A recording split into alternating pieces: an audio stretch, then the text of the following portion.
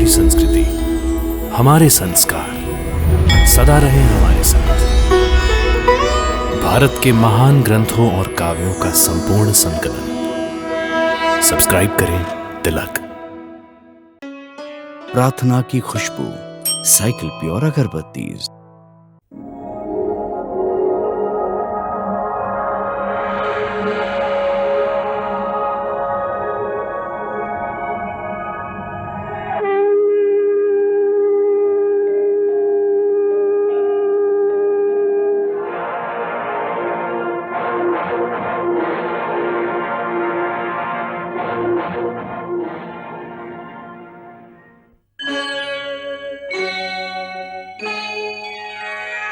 कृष्णा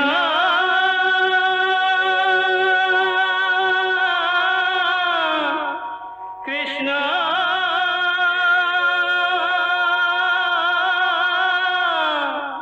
हरे कृष्णा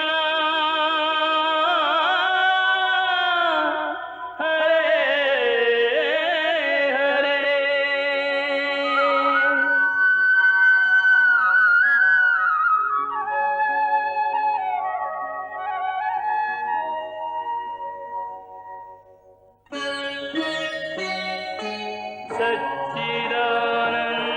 सच्चिदानन्दरूपाय विश्वोत्पत्त्यादिहेतवे तापत्रयविनाशाय श्रीकृष्णाय वयं नमः।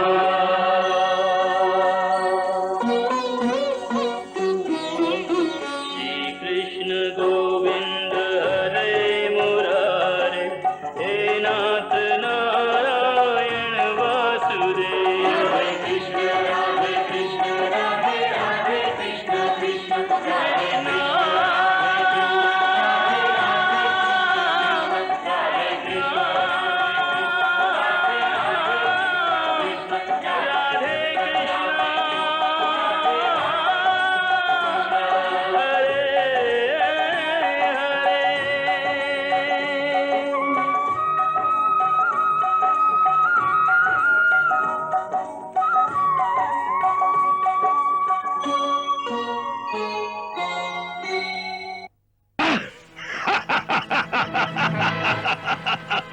मछली जाल में आ गई चाणूर, मछली जाल में आ गई।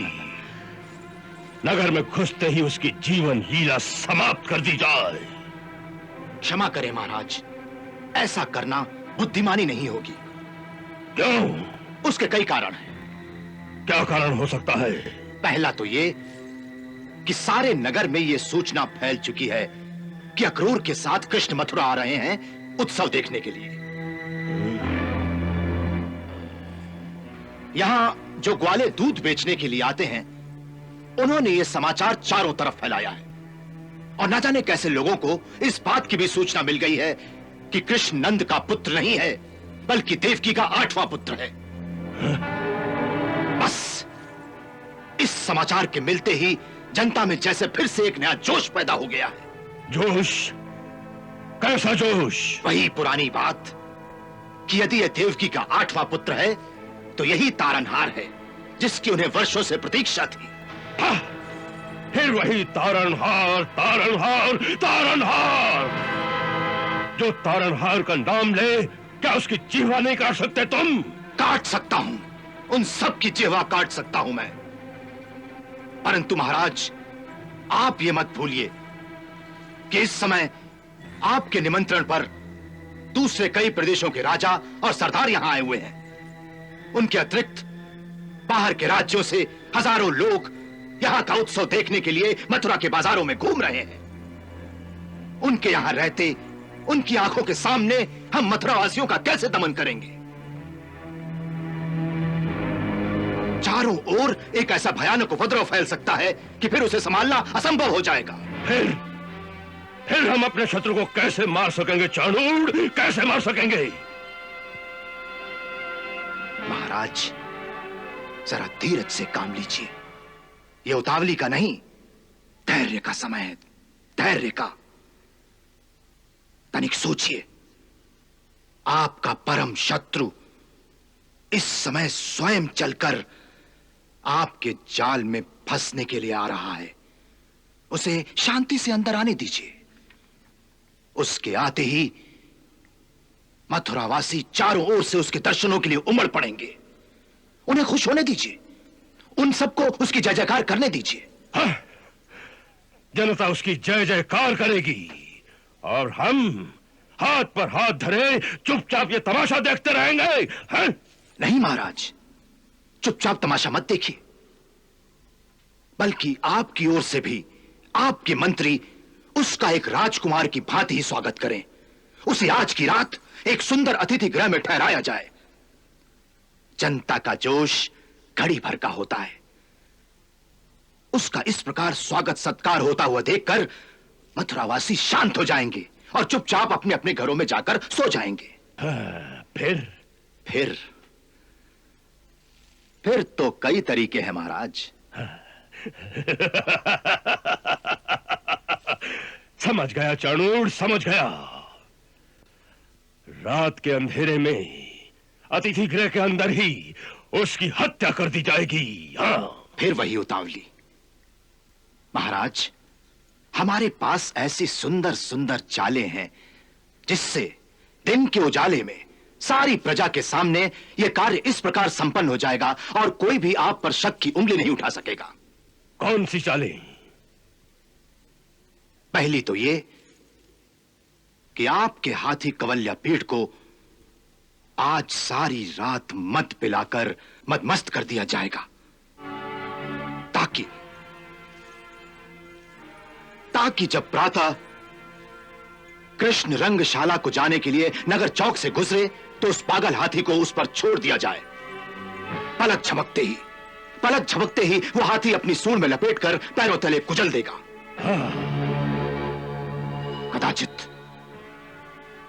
कदाचित वो वहां से भाग भी जाए तो रंगशाला आते ही आपके वो पहलवान जिनमें 100 हाथियों का बल है उसे वीरता प्रदर्शन के लिए अखाड़े में ललकारेंगे। और यदि वो लड़ने से इनकार करता है तो लोगों की नजरों में गिर जाएगा कि एक ऐसा तारनहार है जो एक पहलवान से ही नहीं लड़ सकता।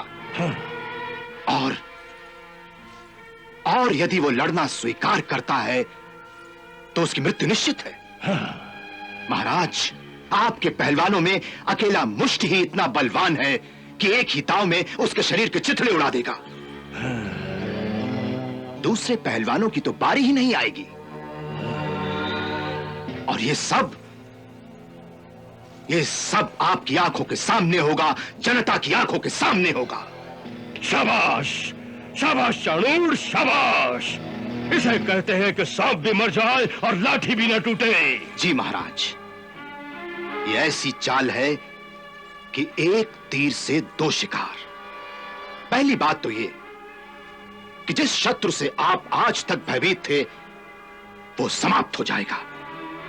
और दूसरी बात, जब लोगों के सामने कृष्ण के टुकड़े होंगे तो इतने बरसों से उनके मन में जो विश्वास है तारनहार के लिए, जो श्रद्धा है, वो श्रद्धा भी खत्म हो जाएगी कृष्ण के साथ। उत्तम, अति उत्तम।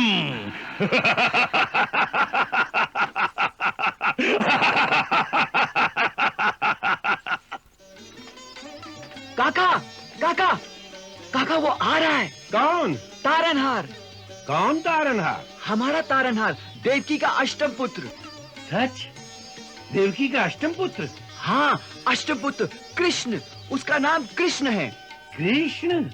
हाँ। देवकी का अष्टम पुत्र? क्या वो जीवित है? हाँ, उसे गोकुल में छिपा कर रखा गया था। सुना है अक्रूर जी उसे साथ लेकर आ रहे हैं।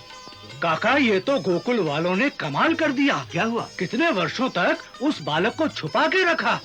अब वो बालक नहीं रहा, तरुण हो गया है, तरुण। आज ही गोकुल के 2 ग्वाले मिले थे, कह रहे थे कि वो इतना सुंदर है कि तीनों लोक में ऐसी छवि देखने को नहीं मिलेगी। अरे भाई, भगवान का अवतार है, छवि तो देवताओं जैसी ही होगी। अरे देवताओं जैसी नहीं, भगवान जैसी कहो, भगवान जैसी। भगवान तो ऐसा होता है कि जिसके सामने देवता भी नतमस्तक रहते हैं। हमारा क्या सौभाग्य है कि आज उस अलौकिक छवि के अद्भुत दर्शन होंगे। ये सोच सोच कर ही मुझे रोमांच हो रहा है। अभी बस, अब बिक्री नहीं करूंगा। दुकान बंद कर रहा हूँ मैं। क्यों? आज हमारे तारनहार आने वाले हैं। उनके दर्शनों के लिए चौक जा रहा हूँ। सुना है उनका रथ उधर से ही निकलने वाला है। इसके दाम? अरे पैसे कल दे देना भाई, अभी मुझे समय नहीं है। अरे बुलवा जी, जल्दी से सामान अंदर रख, दुकान बंद कर दे। अरे तारनहार के दर्शन करेंगे। अरे अरे, सब दर्शन के लिए यहाँ आकर खड़ी हो गई। किसी ने पुष्पों का प्रबंध किया है कि नहीं? जब वो यहाँ से निकलेगा तब उस पर पुष्प वर्षा नहीं करोगी क्या?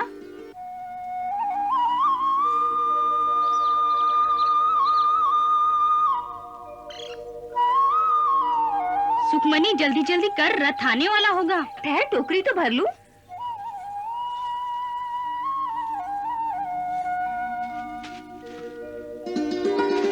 अरे रे रे रे, ये तुम लोग क्या कर रही हो? सारी फुलवारी उजाड़ दी। अरे जानती नहीं, ये महाराज कंस की फुलवारी है। यहाँ फूल तोड़ना मना है। होगी महाराज की फुलवारी, परंतु आज हमें फूल तोड़ने से कोई नहीं रोक सकता। क्यों नहीं रोक सकता? मैं अभी सैनिकों को बुलवाता हूँ। बुला ले बुला ले। अब महाराज के सैनिकों से कोई नहीं डरता। आज हमारे तारनहार आने वाले हैं। कौन आने वाले हैं? हमारे तारणहार। कौन तारणहार? तारणहार, उनका नाम है कृष्ण। कृष्ण?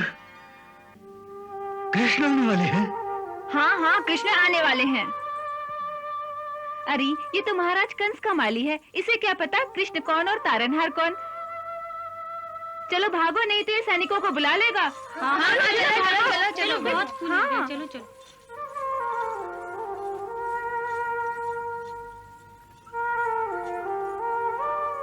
आ गए प्रभु, मेरा प्रणाम स्वीकार हो।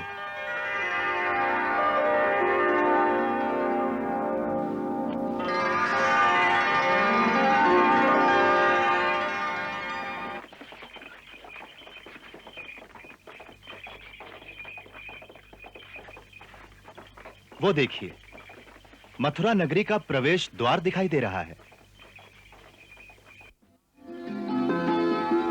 आहा, कैसी पवित्र नगरी है, कैसा दिव्य स्थान है।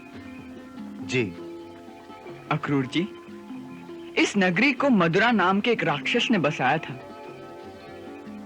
शिव जी का बड़ा परम भक्त था वो। उसी के नाम से ये पहले मधुरा और फिर मथुरा नगरी कहलाने लगी है। वस्तुतः ये पुण्य धरती भक्तराज ध्रुव की तपोभूमि है। यहाँ उस महान बालक ने ऐसी घोर तपस्या की थी कि स्वयं भगवान को अपने चतुर्भुज रूप में उनके सामने प्रकट होना पड़ा था। इसीलिए इस धरती के कण कण में एक दैवी आभास है। अयोध्या, अवंतिका, मायापुरी, काशी आदि जो 7 मोक्षदायिनी पुरियां हैं, उनमें एक मथुरा नगरी भी है। इसीलिए इस पवित्र धरती को प्रणाम कीजिए।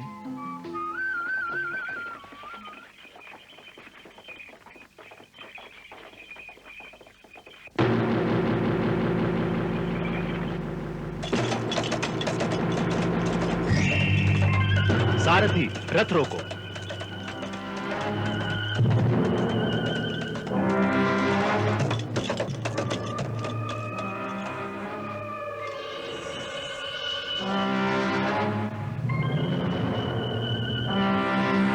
मथुरा नरेश की ओर से राजकुमार कृष्ण का स्वागत है। महाराज की आज्ञा से एक विशेष अतिथि गृह में राजकुमार के निवास का प्रबंध किया गया है। स्वयं महाराज कल प्रातः रंगशाला में आपसे भेंट करेंगे। अच्छा प्रबंध है। दाऊ भैया, हम अतिथि गृह में थोड़ा विश्राम करके फिर नगर की शोभा देखने चलेंगे। अवश्य। आप चलिए। चलो सारथी।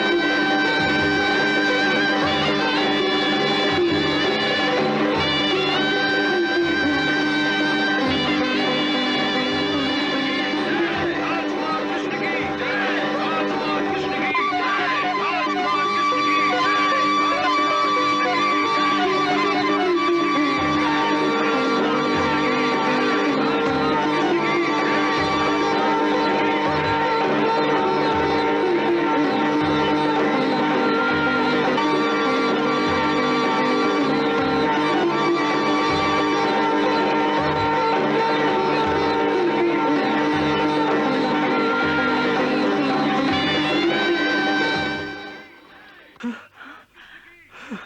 गया। मेरा मेरा पुत्र आ गया। मेरा पुत्र आ गया। मेरा कृष्ण आ गया।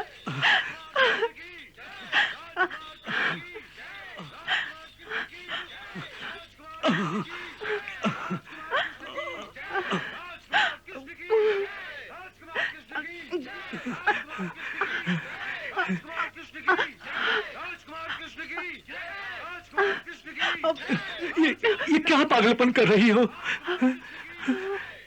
पागलपन नहीं, मैं उसे एक बार भर आंख देखने का प्रयास कर रही हूँ। जन्म से आज तक उसका मुख भी नहीं देखा। अब वो कंस भैया के पास जा रहा है। जाने वो क्या करेंगे।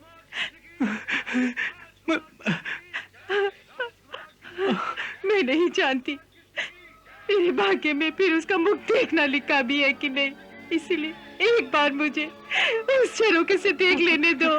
मैं चाह कर भी तुम्हें उस झरोखे तक नहीं पहुंचा सकता। वो मेरी पहुंच से बहुत दूर है देवी, बहुत दूर है।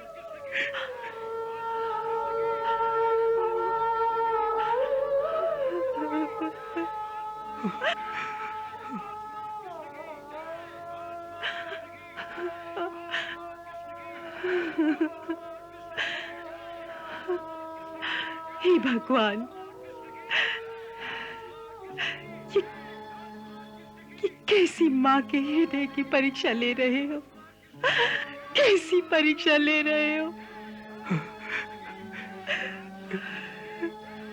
यदि भगवान पर विश्वास करती हो तो उसकी शक्ति पर भी विश्वास करो।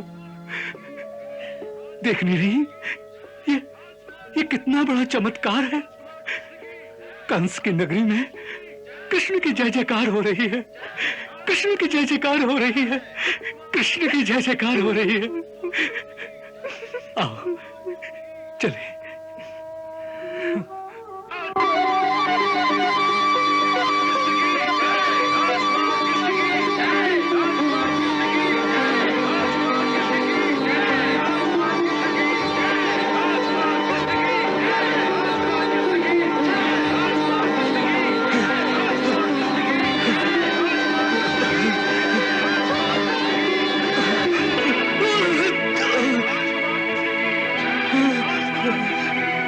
सारथी, रथ रोको।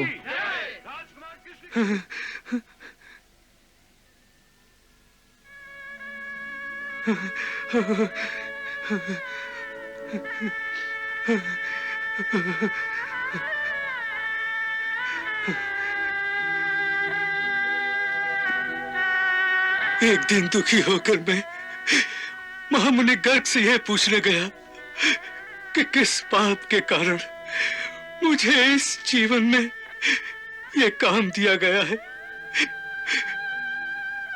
कि अपनी जीविका कमाने के लिए मुझे प्रतिदिन फूलों की माला बनाकर उस पापी कंस के गले में डालनी पड़ रही है।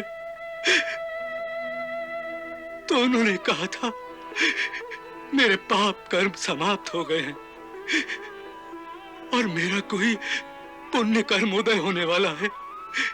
मैं इन्हीं हाथों से एक दिन जगत के तारणहार श्री कृष्ण के गले में फूलों की माला डालूंगा।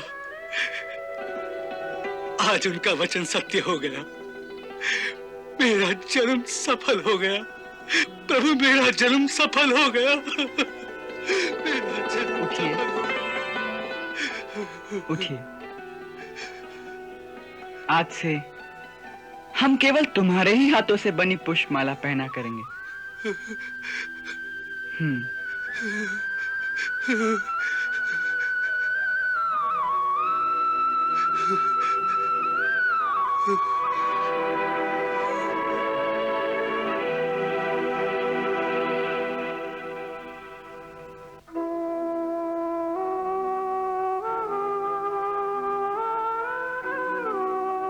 चलो सारथी।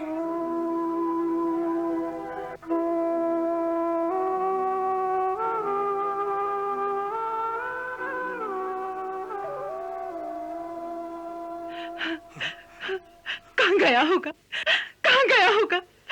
भैया उसे सीधे राजमहल ले गए होंगे। भैया भैया क्या कहेंगे उससे? क्या क्या करेंगे उसके साथ? क्या करेंगे उसके साथ? देवी, मुझे लगता है जो आकाशवाणी हुई थी उसके सत्य होने का समय आ गया है। हाँ देवी, चिंता के अंधकार से निकलो, आशा का सवेरा होने वाला है, आशा का सवेरा होने वाला है देवी।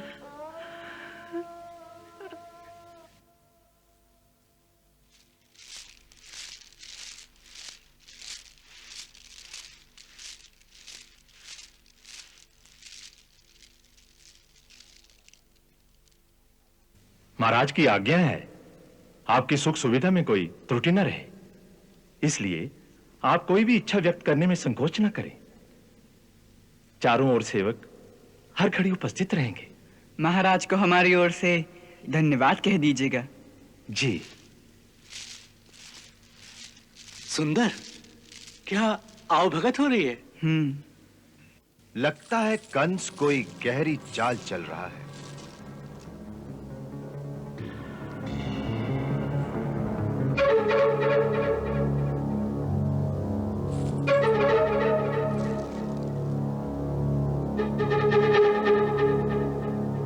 कुछ आज्ञा?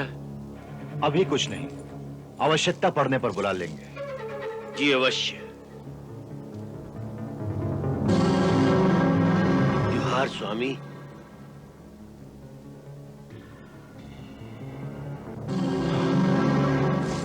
विशेश्वर, अपने कुछ और लोग भी हैं यहाँ? 2 लोग और हैं। विशाल बगीचे में माली का काम कर रहा है और नरोत्तम रसोई घर में बर्तन धोने की नौकरी कर रहा है। बहुत अच्छी बात है। नरोत्तम से कहना कि रसोई पर दृष्टि रखे, कहीं वो भोजन में कुछ मिला ना दे। स्वामी, इसीलिए उसे वहां रखा गया है।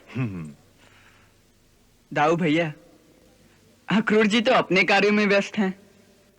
चलिए हम चलकर तब तक रंगशाला देखाते हैं। देखे तो कि कल के उत्सव की क्या तैयारियां हो रही है। आप अकेले जाएंगे? हाँ। नहीं नहीं, वहां जाना ठीक नहीं। उसी जगह वो दिव्य धनुष रखा हुआ है जिसकी कल पूजा की जाएगी। इस समय कंस के सैनिकों का पूरी तरह से पहरा है वहां।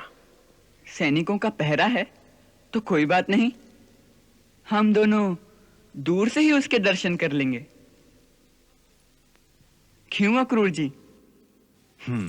इनसे कहिए ना कि हमारी चिंता ना करें। तुम चिंता न करो विशेश्वर, इनकी रक्षा का भार हम पर नहीं, प्रत्युत हमारी रक्षा का भार इन पर है। चले दाऊ भैया। चलिए।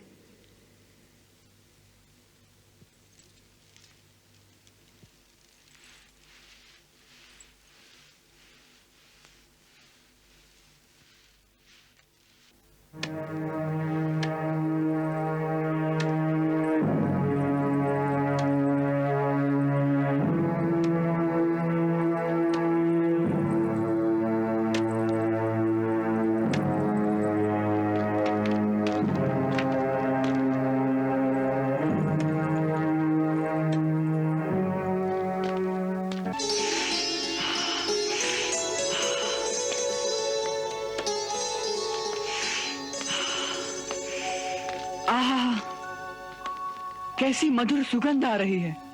दाऊ भैया, हाँ, ये सुगंध कहाँ से आ रही है? सुगंध? यहां तो सुगंध वाली कोई वस्तु दिखाई नहीं देती। हाँ, केवल वो एक कुबड़ी आ रही है।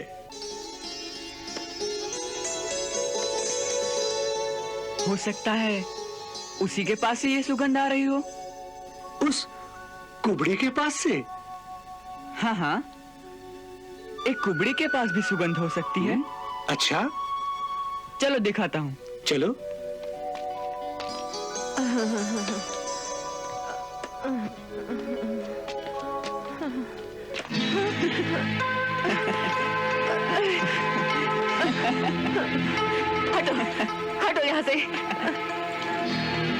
रास्ता छोड़ो। कैसे छोड़ दें? तुम्हारी इस डलिया से बड़ी दिव्य सुगंध आ रही है। क्या छिपा रखा है इसमें? ये तुम्हारे काम का नहीं है, हटो। अरे सुंदरी, तुम्हें इतना क्रोध शोभा नहीं देता। कौन हो तुम सुंदरी, जो अपने क्रोध में भी इतनी सुंदर लग रही हो? बोलो ना सुंदरी, कौन हो तुम?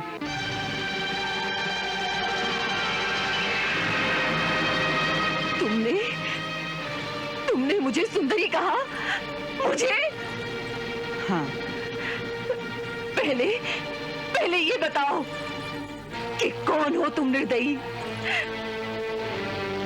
जो एक कुरूप कुबड़ी स्त्री को सुंदरी कह के उसकी हंसी उड़ा रहे हो, जिसका लोग कुब्जा कह के उपहास करते हैं, जो लोगों के तानों से दुखी होकर अकेली छिप कर सूनी गलियों से जाती है, ताकि ये घृणित शब्द बार बार मुझे न सुनना पड़े। फिर भी किसी न किसी घर से, कहीं न कहीं से ये व्यंग्यवाड़ तो आ ही जाता है, कि देखो वो कुब्जा जा रही है, उनके तानों से दुखी होती हूँ, उनके उपहास को सह लेती हूँ, क्योंकि ये सत्य है कि मैं कुब्जा हूँ। परंतु ऐसा क्रूर उपहास किसी ने कभी मुझसे नहीं किया जो तुमने मुझे सुंदरी कह के किया है।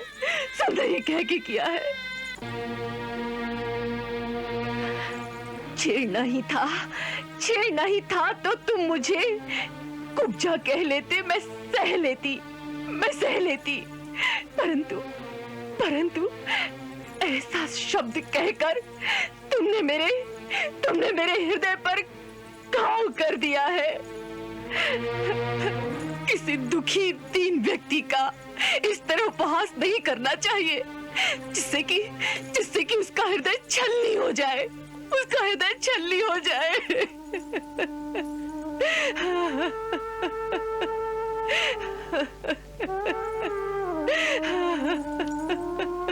मैंने हंसी तो नहीं उड़ाई सुंदरी,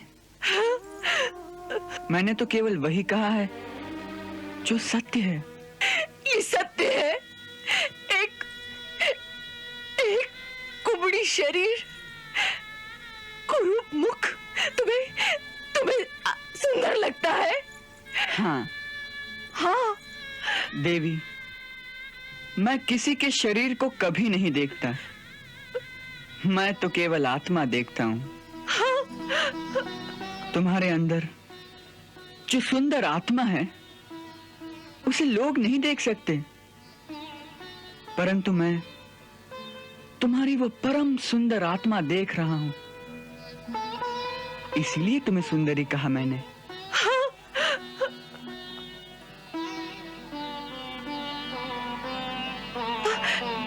आत्मा की सुंदरता को किसने देखा है?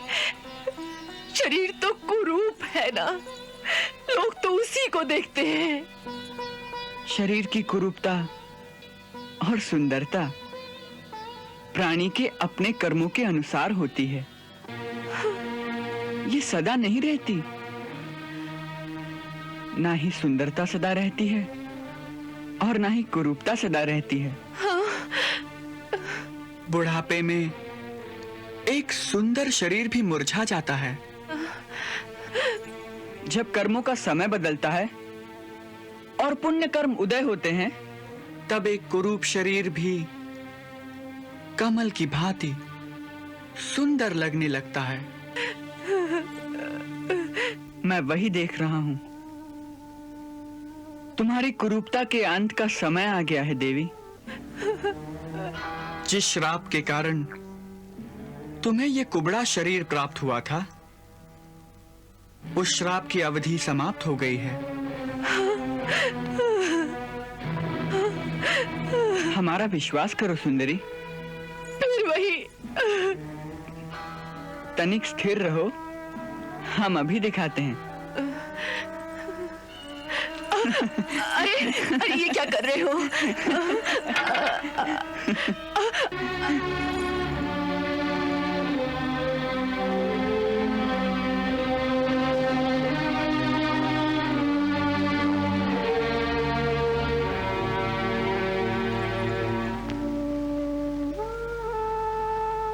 ये चंदन, ये अंगराग मैं महाराज कंस के लिए ले जा रही हूँ। सब मिट्टी में मिल जाएगा। वे तो मेरी गर्दन ही काट देंगे। जिसका हाथ मैंने पकड़ लिया हो, उसका महाराज कंस भी कुछ नहीं बिगाड़ सकते।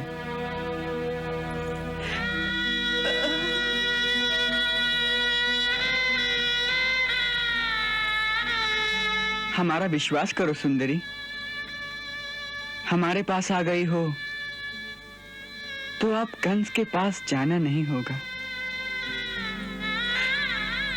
यदि इस अंगराग का डर है तो ये डलिया हमें दे दो, अब इसका सेवन हम करेंगे।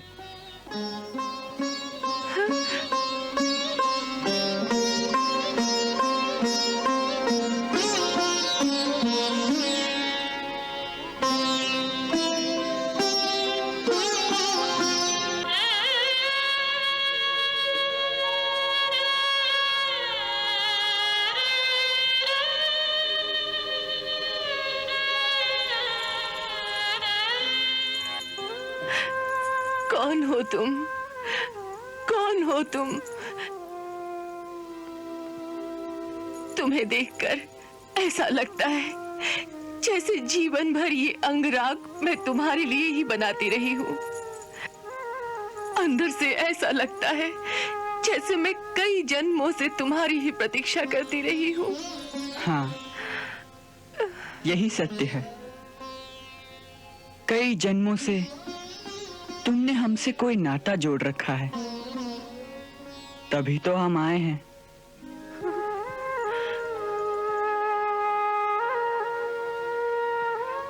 मैं जानती नहीं हूँ कि तुम कौन हो, परंतु आत्मा के अंदर से कोई आवाज दे रहा है कि ये चंदन, ये अंगराग तो क्या है पगली। अपना सर्वस्व इनके चरणों में समर्पण कर दे। यही तेरा सर्वस्व है, यही तेरा सर्वस्व है। ले लो प्रभु, ये सर्वस्व तुम्हारा ही है। नहीं नहीं नहीं नहीं, ऐसे नहीं दूंगी। जी चाहता है आज मैं अपने हाथ से तुम्हारे शरीर पर इस अंगराग का लेप करूं। जिस प्रकार आज तक मैं उस पापी के शरीर पर लेप करती आ रही हूँ, उसी प्रकार आज तुम्हारे अंगों को इस अंगराग से सुवासित कर दूं। चलो प्रभु, चलो मेरी कुटिया पर, चलो प्रभु। इस दासी को एक सेवा का अवसर दो प्रभु।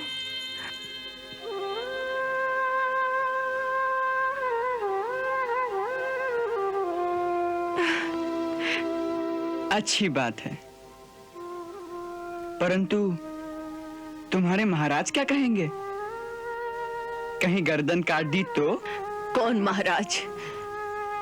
तुम्हें देखने के पश्चात तो अब मुझे ना कोई महाराज दिखाई देता है, ना कोई और।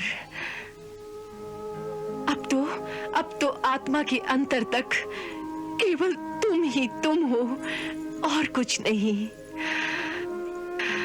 एक प्रकाश ही प्रकाश है, और उस प्रकाश में जैसे मैं डूबती जा रही हूँ, डूबती जा रही हूँ, जैसे मेरा अपना अस्तित्व ही नहीं रहा।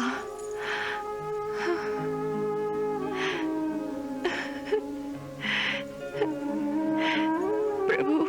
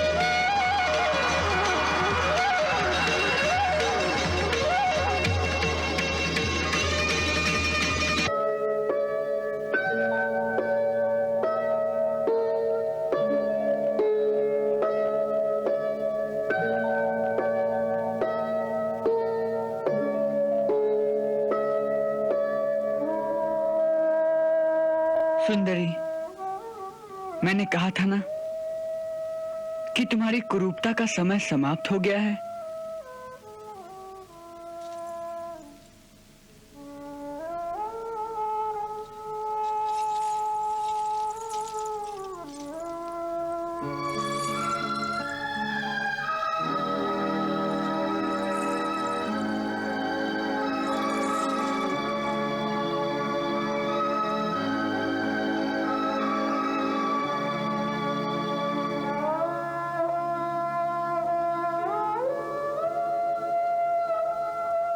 बोलो, क्या चाहिए? प्रभु, अब तुम्हारे सिवा मुझे क्या चाहना है? तुमने स्वयं ही तो मेरे मन में ये भावना जगाई थी कि तुम मेरी कुटिया में और मैं अपने हाथों से तुम्हारे अंग अंग को अपने अंग राग की कला से सुभाषित कर दूं। बस उसी संकल्प को पूरा कर दीजिए। मुझे और कुछ नहीं चाहिए, मुझे और कुछ नहीं चाहिए। हमें तुम्हारा यह संकल्प स्वीकार है। हम वचन देते हैं कि हम तुम्हें एक दिन इस सेवा का अवसर अवश्य प्रदान करेंगे। हम स्वयं तुम्हारी कुटिया में आएंगे। असल में तुम्हारे पिछले जन्म का ये ऋण है हम पर। जब राम अवतार के समय हम धरती पर आए थे तो तुमने हमारे लिए बड़ी तपस्या की थी। तुम्हारी वो तपस्या इस जन्म में अवश्य सफल होगी, परंतु आज नहीं।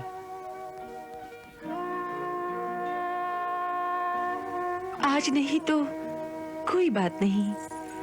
जब मैंने इतने जन्मों तक प्रतीक्षा की है, तब मैं इस जन्म में भी आज से अपनी कुटिया में बैठी इन चरणों की प्रतीक्षा करूंगी।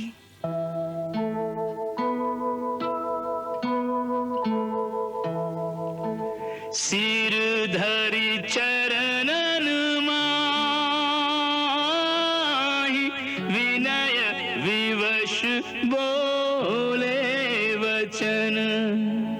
अंग राग यह नाही, यह प्रभु मम अनुराग है।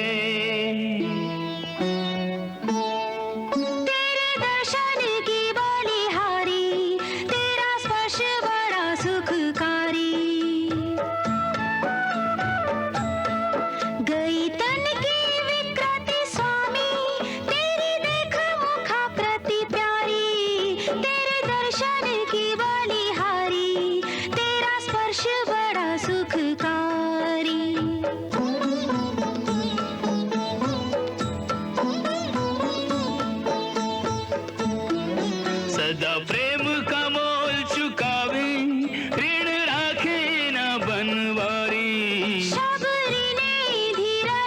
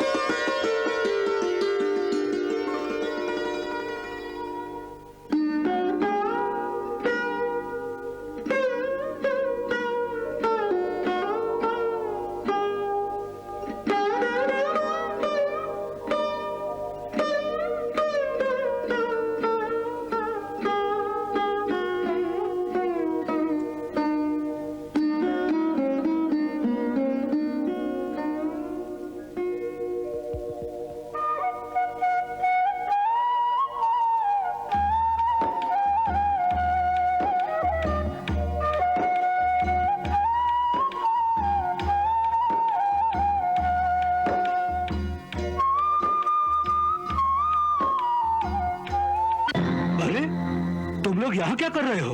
हम लोग भगवान शिव के दर्शन कर रहे हैं। चलो चलो, बाहर से दर्शन करो, अंदर आने की अनुमति नहीं है। अब अंदर आ ही गए हैं तो भगवान के चरण तो छू लेने दीजिए।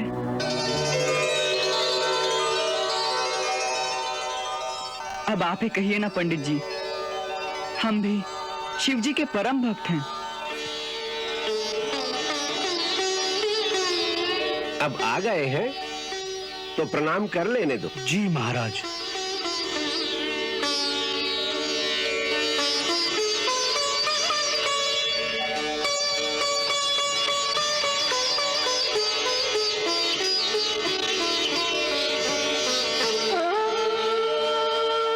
आहा, कैसा भव्य धनुष है। क्या कल इसी का यज्ञ होगा? हाँ, ये भगवान शिव का ही धनुष है। इसी के निमित्त कल माहेश्वर यज्ञ का आयोजन किया गया है। तनिक इसे छूकर देख लें।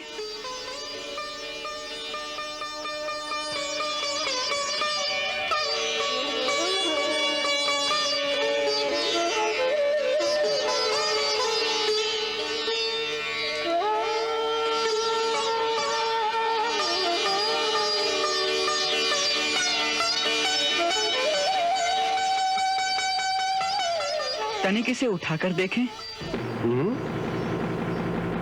इसे उठाओगे तुम? चेष्टा करता हूं। बालक, इसे उठाना कोई खेल नहीं।